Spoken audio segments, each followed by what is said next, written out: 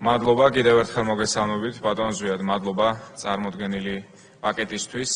თითოეული ეს ცვლილება, რომელიც არის გათვალისწინებული ამ პაკეტში, შეეხება იმას, რომ ჩვენი სტუდენტების ყოველდღიურობა გაუმჯობესდეს, ქართული საგანმანათლებლო სივრცე დაუახლოვდეს საერთაშორისო სტანდარტებს და რაც მჯერა რომ თითოეულ ჩვენგანს გვინდა არის რომ ქართული საგანმანათლებლო სივრცე განვითარდეს და წავიდეს კიდევ უფრო წინ.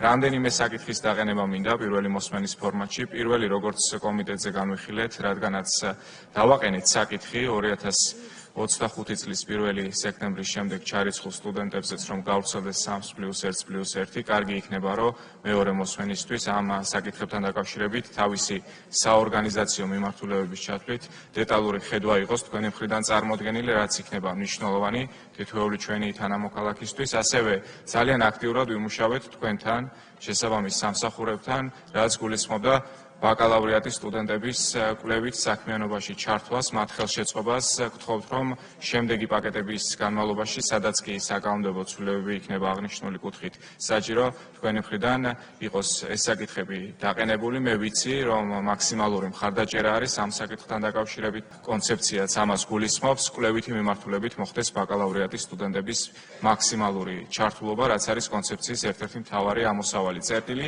და ბოლოს სტუდენტურ თვითმმართველობებთან და კლუბებთან დაკავშირებითაც გთხოვთ, რომ ყურადღება მიაქციოთ ამ საკითხს. მადლობა. ბატონ გიორგის მინდა მადლობა გადაუხადო ამ ინიციატივისთვის 2025 წელს ჩარიცხულ სტუდენტებთან დაკავშირებით, რომ შესაძლებელია გავრცელდეს ეს მიმართულება. ამ მიმართულებით ჩვენ ვეცდებით, რომ მეორე მოსმენისთვის დავაზუსტოთ და გარკვეული ტიპის მუხლობრივი განხილვის დროს ზუსტი ფორმულირება მოვახდინოთ. რაც შეეხება ბაკალავრიატის სტუდენტების კვლევაში ჩართვას, ვადასტურებთ. ეს არის საკმაოდ სენსიტიური საკითხი. თქვენ იცით, რომ საქართველოს კანონმდებლობის მიხედვით ბაკალავრიატის პროგრამა არ მოითხოვება ბაკალავრიატის პროგრამაზე კვლევითი აქტივობა, ანუ კვლევითი კომპონენტები, მაგრამ ეს ინიციატივა ძალიან კარგია და მივესალმებით იმ გაგებით, რომ ბაკალავრს თუ შეიძლება, რომ მის ასისტენტ პროფესორთან ან პროფესორთან ერთად გარკვეული ტიპის კვლევებში იყოს ჩართული, მას სამეცნიერო და კვლევით უნარებს გამოუმუშავებს, ასე რომ ამ მიმართულებით მზად ვართ, რომ გავაგრძელოთ მუშაობა, მათ შორის საკანონმდებლო დონეზეც, რაც იგულისხმეთ შემდგომ საკანონმდებლო ცვლილებებში ვეცდებით, რომ ეს მიმართულება იყოს ასახული.